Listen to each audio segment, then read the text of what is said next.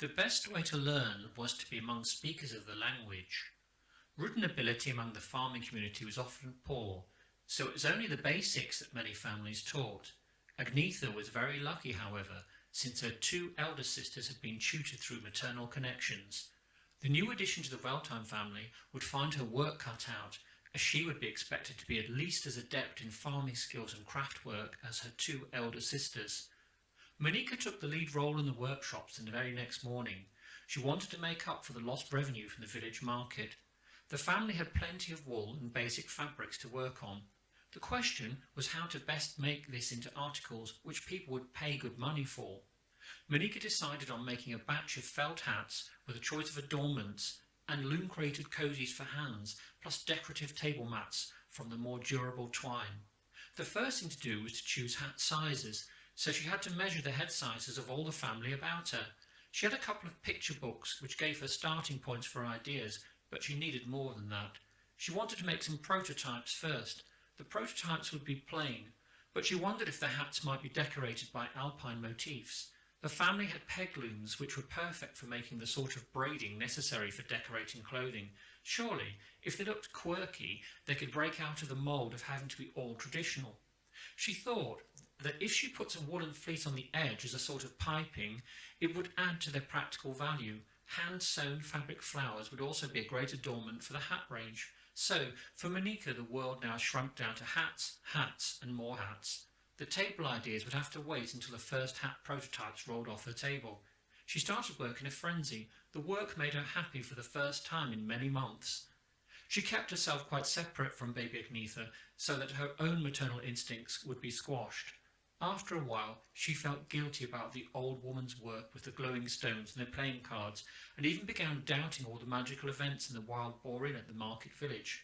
What if the old lady had just slipped something in Monika's drink and this had caused her to hallucinate, so that with a little jiggery-pokery and help from accomplices, it was possible to fool a stranger and gain a hold on their very life by terror and threats? What if the old lady had just slipped something in Monika's drink and this had caused her to hallucinate, so that with a little jiggery-pokery and help from accomplices, it was possible to fool a stranger and gain a hold on their very life by terror and threats? The possibility that the old woman was a charlatan began to crystallize in Monika's head. Every morning, before cutting out the pieces to make the dozens of hats she needed to manufacture, she checked on the little golden bird in its cage.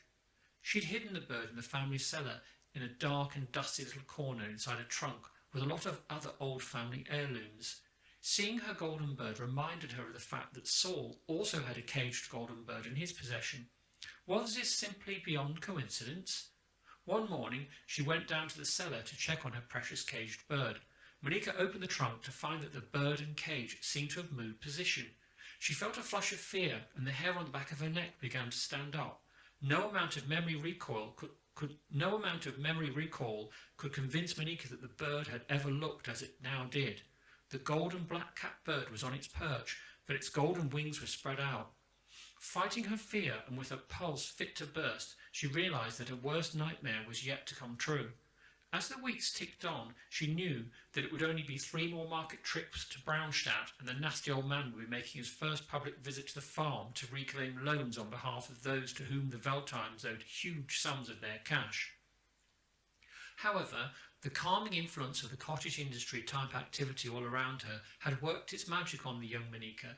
At least, by making new hats every day, she was protecting her sanity and her professional integrity. The work was productive and kept her mind and body fully occupied. Once a week, a letter from Saul arrived. Saul wrote once, "I'm finding it difficult coping with the extra tasks placed on me. The inn is undergoing a major refurbishment to keep up with the times. I have to juggle my various jobs around the new work. Have you heard that there's going to be an extension to the railways? A branch line is being extended into the valley with engineers looking at a mountain railway which would be able to bring travellers and guests to within a few miles of the Edelweiss Inn. My employers, the Holzheim family, are both nervous but very excited. They're very agitated because wherever there may be potential new customers, there has to be a service sector close at hand. That means a new inn, new shops and new businesses all around.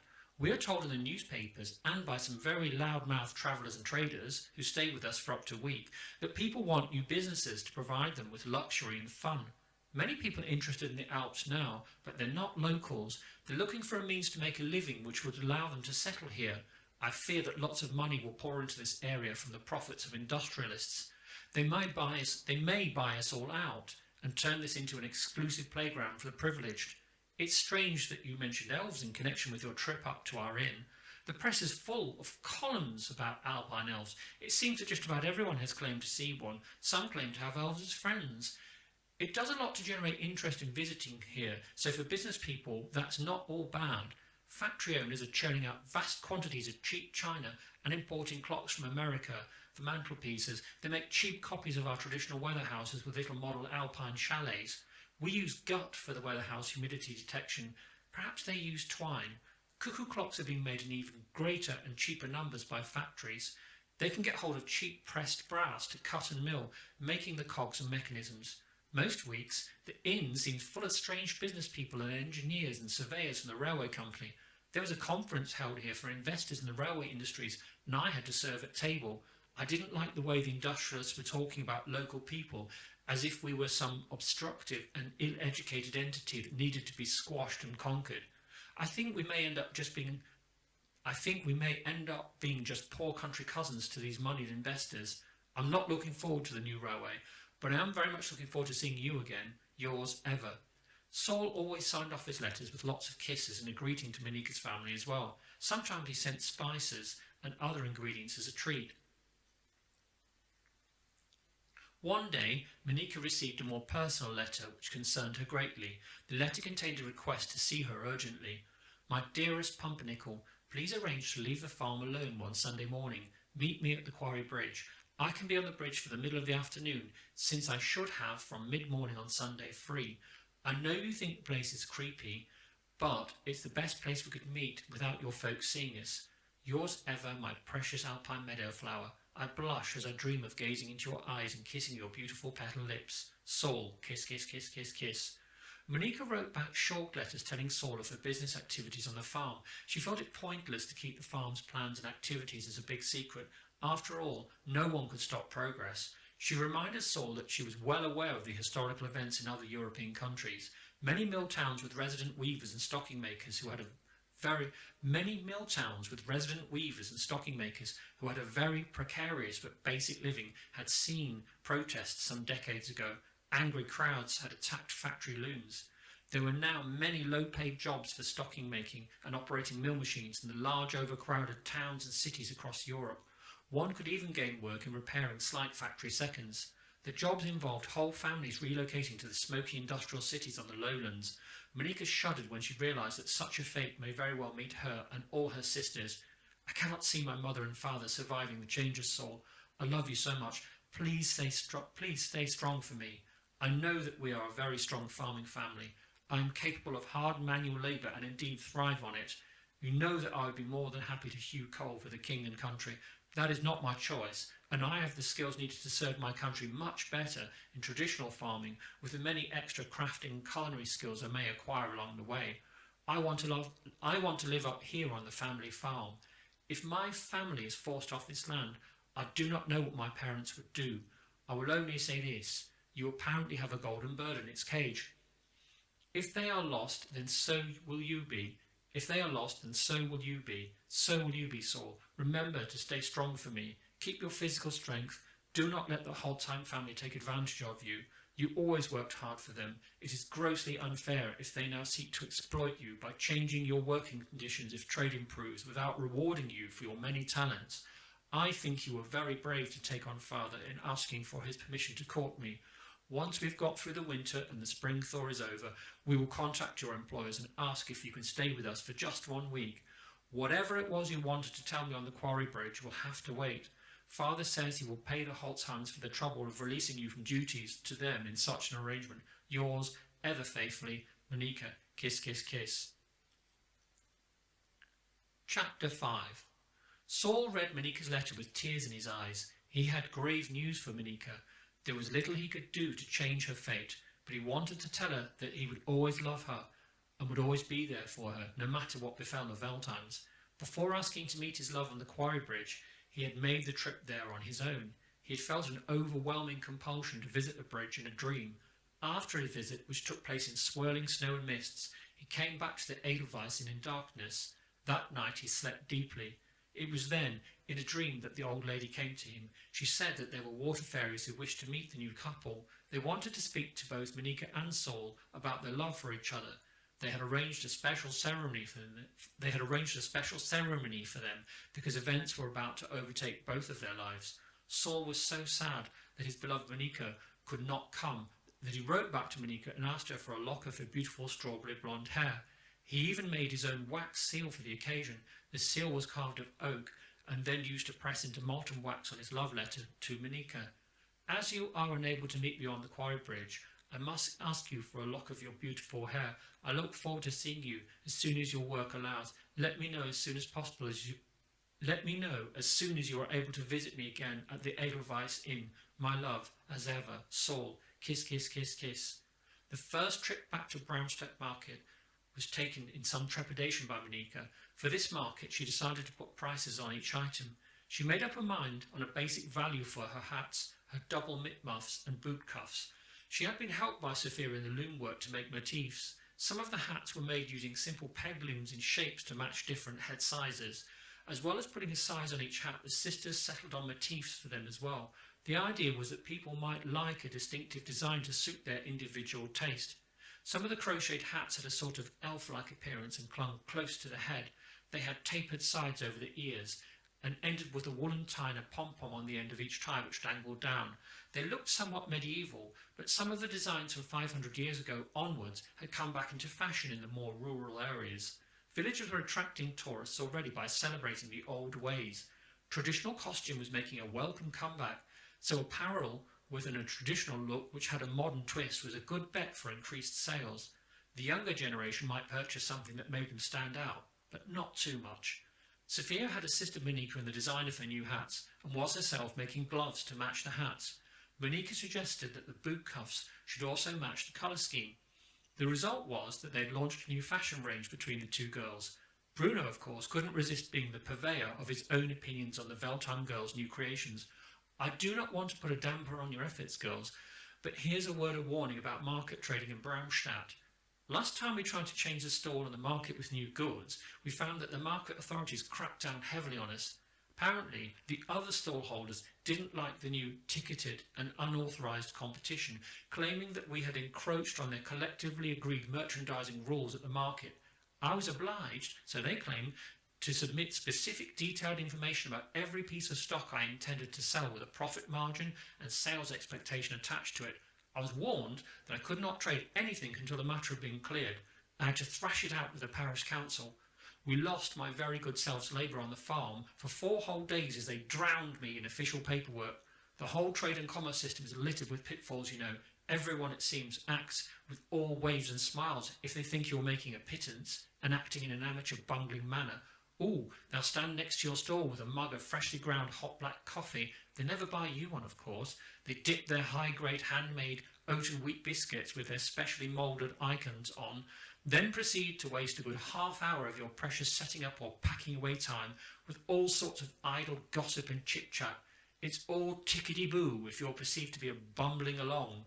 However, once you start taking some serious cash, the laughter and jollity that was reserved for your former amateur bungling self soon evaporates like some eerie mist on the Alpine lakes up here.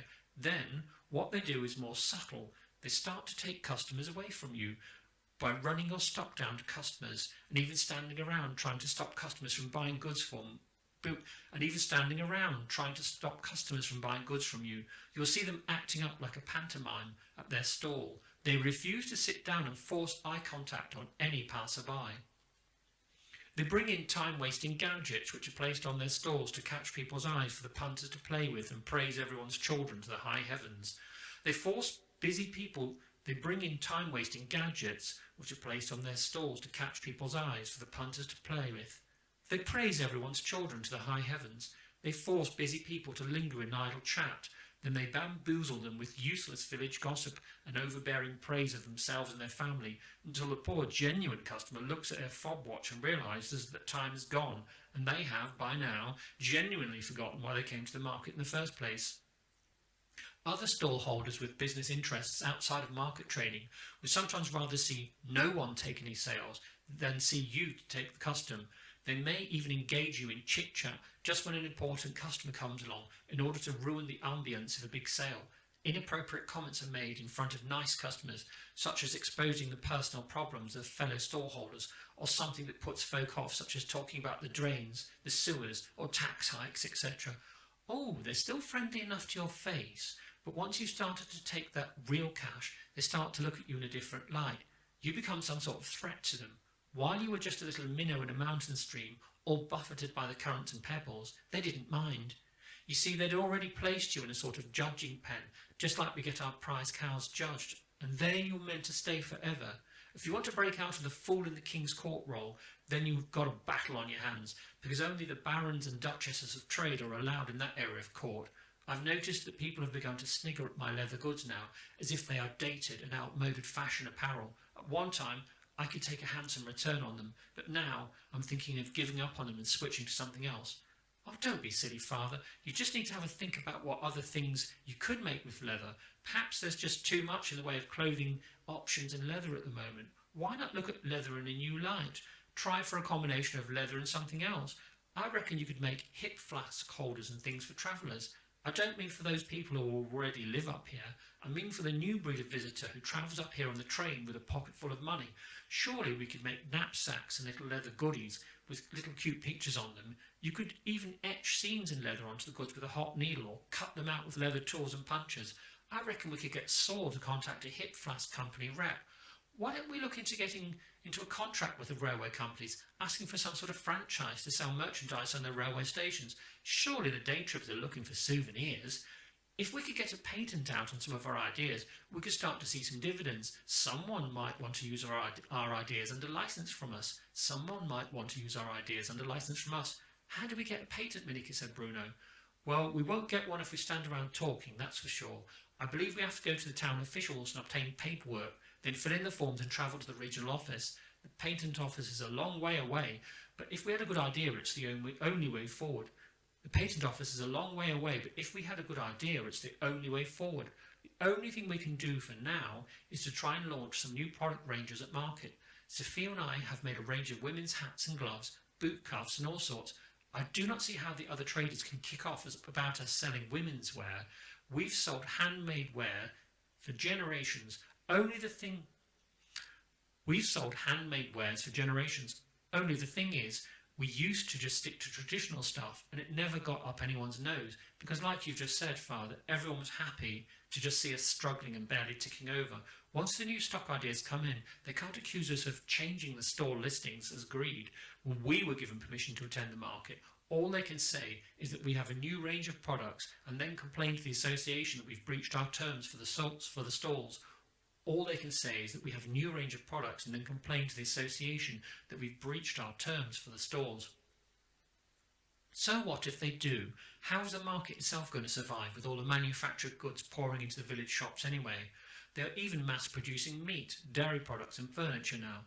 You can get sets of cushioned chairs and a basic fold-out drop-leaf dining table for a rock-bottom price You can get sets of cushioned chairs and a basic fold-out drop-leaf dining table for a rock-bottom price from a new shop in the village. The market stall selling furniture from seasoned timber went to the city to see the burghers about it, bringing some inferior examples of handiwork from his rival's factory shop with him. For all his vociferous complaints and paperwork backing up his case, he was sent away with a flea in his ear. The city leaders are only interested in solutions where the masses are kept happy. By the masses, I mean the teeming urban populations. They've already begun to marginalise us up here in the Alps. Well, well, my eldest daughter's got a finger on the pulse of progress. Sophia, it's time to milk the cows. I can't take much more of this. I'm just a poor farmer. Now it seems the world and his brother are snapping at my ankles with their wolfish ideas. Is this what they call progress? I thought that improving livestock and disease control was what mattered most. If we can keep making decent food products for sale and keep our breeding program going, we are surely on target. The market stall brings in much needed cash, and I need that just to keep people aware that we actually still exist high up here. If we have to lose a market stall, I can't see how we can carry on. Father, we won't lose the market stall. We must fight for what is truly ours. We must change and adapt to the market needs. All those people who complain about our product ranges will only satisfy the market authorities if they can prove that we are damaging the overall trade of the market. If we start to attract more people to the market and overall spending improves month on month for the big market, then they don't have a leg to stand on. The authorities are only interested in how busy the market is. If stallholders want everyone to stick to exactly what they used to sell forever, then the whole market will die off like the dinosaur fossils they find up here in the Alps. The next market trip was made on tracks heavy with a deadly icing of untidy recent frost on top of powder snow. To brighten up the occasion, Sophia and Monika had decorated the sled and put a new livery sign on it. Veltheim Farm Company, proud to supply high-quality goods, all handmade by our very good selves, was boldly emblazoned on the sled. The girls had even made special uniforms for their family to wear. The uniforms had motifs on them. Father and daughter would no longer look totally rural and out of touch with the modern industrial world reality. They would now instead look as if they were part of a modern business team in a new and bold modern era. In order to rack up production on the farm, they employed 3 local people to carry on making the hats and gloves and muffs and boot cuffs.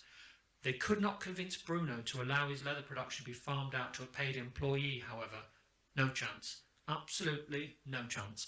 I've only one answer to your idea to set up a leather workshop without me, and that is, no, you're not. Before the market trip this time, Sophia and her mother got together in the kitchen and cooked up a special send-off meal. They prepared the best beef they could in brisket form and cooked it in a pressure cooker. Rosemary and sage went into the pressure cooker to infuse the big joint. The sauces of pepper and mushroom were bubbling away on pots on the wood fuel stove. They had dough proving late in the morning of the meal. And the freshly baked bread was bursting from the prepared tins by mid-afternoon. They'd added onion to some bread dough and cheese to other bread dough to liven up the meal. Winter vegetables included carrots, sprouts, plus some winter cabbage. Potatoes and turnips made a good side dish, sometimes a splash of olive oil, and spices or herbs added extra flavour to sauces. Bruno was always very fond of his sauces. He loved mushrooms and any wild herbs or berries, and fruits such as damsons. Dessert was a pear and apple fruit fool laced with cinnamon and dried fruits. They had a good supply of apples to see them through the winter. Pears were used up before Christmas. Apple sauce or crumbles mixed with dried fruit and summer fruits, and apple sauce or crumbles mixed with dried fruit and summer fruits and apple or pears was very popular. They often made whipped cream to top it all off, with brandy sauce for some leftover Christmas pudding that had not been opened since having been cooked in its covering. The pudding was reheated in a steamer as the sauce were prepared to pour on it.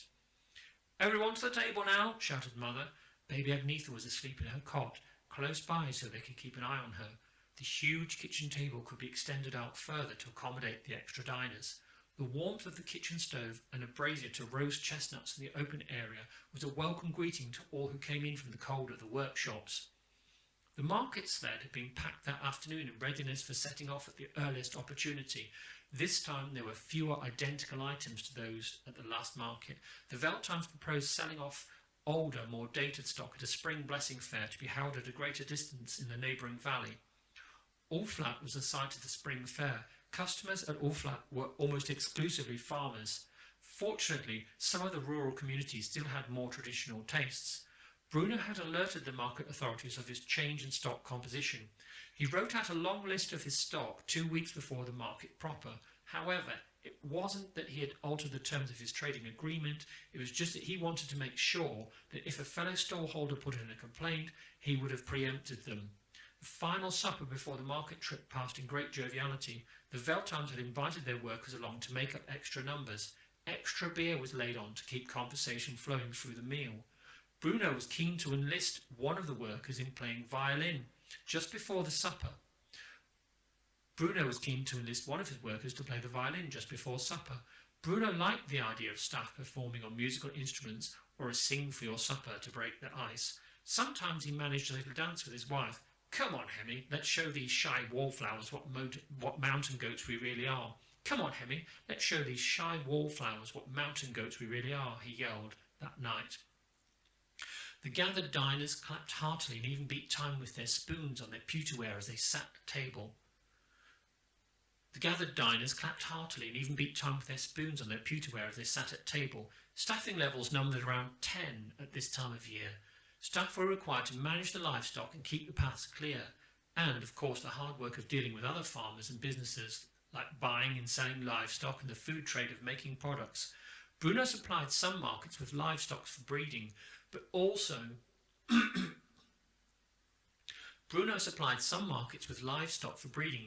did not always have the time to take it there himself. He included accommodation as part of his wage bill to bring down costs. The Veltons were about to take on 6 extra staff to assist with the craft trade, so the new recruits had all been invited to the inaugural dinner. Bruno had not been keen on the idea of yet more staff, but Monica insisted. "You want the farm to thrive, and so do I. I know you blame me for the missing stock and lost market revenue. I want to prove to you that our farm can really work. If we do not do anything, then there will be nothing to pass on to the next generation from you and Mother. Your daughters are your legacy. I know it's a gamble, Father, but that is what life is all about, making an informed judgment based on some reasonable gambles for the future." Dinner passed in hearty laughter. For once, there was a feeling that something positive was about to happen. If just willing it to happen was possible, then the Veltine family fortunes were about to change for the better.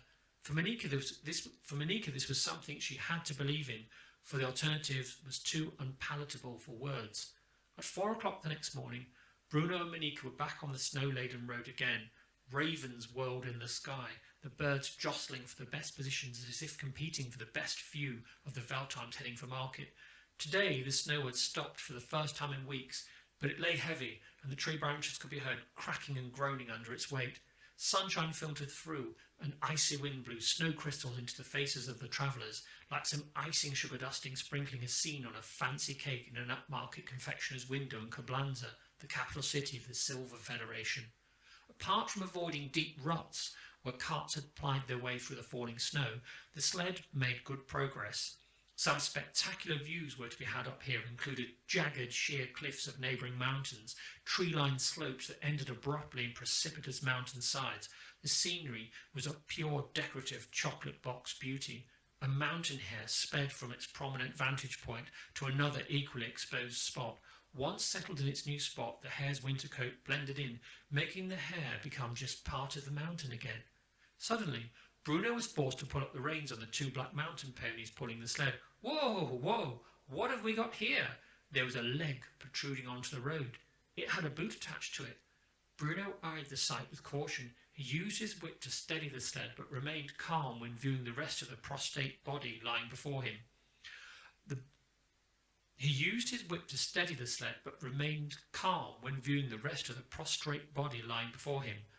body's face was turned to the ground. However, Bruno was certain that this was a man. There was a large satchel on the ground close to him. The man was clutching it tightly with his fingerless gloves. There was quite a large dusting of snow on the man, suggesting that he had been lying there for a few hours at least. Bruno left Monica to manage the family sled and reached for the derringer. He told his daughter to hold the reins steady to try and manage the mountain ponies if there was trouble. "If there's trouble and you see me in danger, do not stop. I'm armed and I have a club strapped to my leg. So just get away as fast as you can. This may be a trap, but if we do not stop and word gets out that we didn't assist a mountain traveller in mortal danger, then the damage to our family's reputation will be hard to contain. Stay vigilant, Monica." Advancing gingerly with his dog by his side, Bruno surveyed the scene around the prone man. He could see that the man had snowshoes and even had walking poles to help him get through deeper drifts or test ahead for weak points such as a hidden crevasse. The dangers up here were many. Those who went off the marked tracks were expected to assess the risks themselves. The man still appeared to be alive, in that Bruno could hear faint groans from his throat. Falling to his knees, he tried to talk to the man, then tried to rouse him. With no response, he made a quick examination of the man's breathing state. The man was breathing, but his breathing was shallow and strained. He also found a pulse, but it was very weak. Without further delay, he quickly ran his arms and hands over the man's spine area and down his legs to check for any breakages and swelling or sites of bleeding or swelling. The man appeared to have a broken leg. The man appeared to have a broken leg because one leg was twisted horribly and contorted. Underneath this leg there was blood, but the cold air had accelerated the clotting of the blood. Any drips of blood had now stopped. Bruno decided that he had to move the man onto his back. He could have done with assistance from Monica, but he didn't want to put all his eggs into one basket, feeling safer knowing that Monica could at least have a running chance of getting away in the event of trouble. The dog seemed to sense the presence of other people or animals not far away and began growling and snarling in the direction of the woods. "Quiet, Alfstedt! You must be quiet. We're in great danger, I know, but you must be quiet," said Bruno gently to the dog. The calm and measured command seemed to placate the dog, but he stayed with his nose pointing in the direction from which he believed there might be trouble. Just then the prostrate man groaned in agony. "Oh!" he screamed out. Bruno talked loudly to the injured traveller. "I'm here to help you, fellow traveller. You look like you've tumbled down a rut or something and you've probably broken your leg. It looks like a break somewhere just around your ankle because your foot is badly twisted out of alignment. If you can just help me by telling me anything you can about any other injuries you might have or why you're lying here, then it would help me. I've got some basic medicines on my sled, like some painkillers, but it's a morphine type thing and I reckon you might manage with some schnapps and brandy for now if I can get your broken leg immobilised." Bruno gestured to Monica and then turned the man gently over. The man uttered screams of pain. A quick assessment of the man's condition suggested that he was slowly going to die of exposure, and indeed would have done so if someone hadn't seen him. Although it was no longer snowing, the strong winds were drifting the snow. In these conditions the man's body would have been slowly smothered, and then perhaps a passing cart might have run him over, oblivious to the bump that belied a frozen body below it. Who knows what horrors might have become him? Here I will use some of my bandages and an improvised splint to support that leg wound. It needs cleaning and dressing, then fixing and rest. If we agree to me moving your foot to at least a resemblance of its normal position, then I can get a toboggan from my sled and we can pull you along behind us until we can drop you off for some medical attention. Best if we can get you onto a board or some slats to lie on, and then I can put you on the sled lying down and we can tow you behind us by a rope. It's not ideal, but we have to get you off the mountain," Bruno said, trying to console the injured man. "Take a swig of this strong stuff." Bruno handed the man his hip flask. The man took a large gulp of Bruno's brandy, then screamed as Bruno immobilised the break in his leg with a temporary splint bound by bandages. Bruno found that the man did have some strength left, and this made it possible to get the man onto the toboggan without too much trouble. Pulling the man with a rope and improvising with whatever blankets he could muster, Bruno was able to hitch the man to the back of his sled. He gave the man some morphine for the pain and another shot of hip flask brandy. The man was slowly improving as he warmed up. His fingers were blue but not yet frostbitten. He was not yet ready to talk. Gingerly, father and daughter continued down the mountainside, following their steady pace with the ponies. They glanced behind them at times to check on the man. Their only concern was to get him to a place where someone could see about treating his wounds and assessing him. They knew very well how to treat his fracture themselves, but they had a market to run and no time to spare. The man's satchel was placed under a cover in the sledge, but he was kept separately from their stock to avoid any confusion. The nearest medical attention would be a detour off their market route. They decided that there was no time to detour because they were already behind schedule. They pressed on. As soon as they halted at the Edelweissen, they knew there was no time for rest and recuperation. All focus went on tending to the injured traveller. Saul rushed out to greet Monica, kissing her briefly. Monica's demeanour told him that it was not the time or place for romantic gestures. Saul and Bruno untied the toboggan and carried the injured man up 2 flights of stairs to a small guest room where he could be laid down and cleaned up. The inn had some medical supplies, and Saul was left with the traveller and told to summon the doctor from 4 miles away across the valley. It was possible to use a horn to call the doctor. As long as he could hear it, of course, and if he could, he'd be able to get someone to reply by mountain horn. More sanguine locals tried semaphore at night time, or when no other method was available, there was a tradition of yodeling messages as loudly as possible, or using mountain horns, but it helped if you had a group of people to do so. Saul gave Monica and Bruno a hot drink and a small snack, which they took in great haste. At the very last moment, Monica remembered the man's satchel. She carefully took it off the sled. She was about to pick up the handle to carry it when she noticed something strange about the satchel. It was extremely heavy. The satchel seemed weighed down with rocks. There was something very odd about this man. A piece of handwritten parchment paper was also protruding from a side pouch. On the paper she could make out the words Ingelber. Under that word she thought she could make out the word gold. But by now Bruno was alerted to the fraction of a second of her inaction. Get your beady eyes off that and just give it to the injured man. We do not know who he is or where he was going with that satchel. I fancy that whatever happened to him may not have been an accident, and whoever did it was watching us all the while. Perhaps the injured man we found had beat them off first, but took a beating to his leg. Maybe he limped on with his injury before collapsing, but knowing that another accomplice or his attackers would sure... Maybe he limped on with his injury before collapsing, knowing that another accomplice or his attackers would surely follow up behind and complete the job of finishing him off in order to get their hands on that satchel. Maybe he limped on with his injury before collapsing, but knowing that another accomplice or his attackers would surely follow up behind and complete the job of finishing him off in order to get their hands on that satchel. I believe we got to him just in time. He must have known that help could only come from the road. Maybe he had been limping for miles before he collapsed. We can only rely on Saul to get him help and send him on his way. It's up to the man if he wants to get back in touch with us. We must leave now. We've got a market stall to run. Bruno knew the ponies would be very tired, so he packed some extra feed and treats for them, plus some more dog biscuits for Ausstepf. Without further delay, they set off. A dense fog descended on the forest, so they had to stop and light flares either side of the sled. It was necessary to break the journey at some point because the horses needed rest and feeding. Dispensing with their usual overnight stay at the Edelweiss Inn had gained them valuable time, but they needed some rest. The forest was not a secure place, but Bruno wanted to be certain that he only focused on his trading. All other peripheral activities will have to wait. Finally, they found a small clearing where travellers had stopped frequently in the past. They put up a small shelter from canvas with rough canvas for flooring. Bruno lit a small fire in the clearing to enable them to boil some water and cook a small meal. They had blankets to keep warm under the clear, starry skies. Bruno kept his loaded rifle on his shoulder by a strap at all times, much to the annoyance of Monika. He made her responsible for the derringer, but allowed her to keep it not more than 6 feet away from her.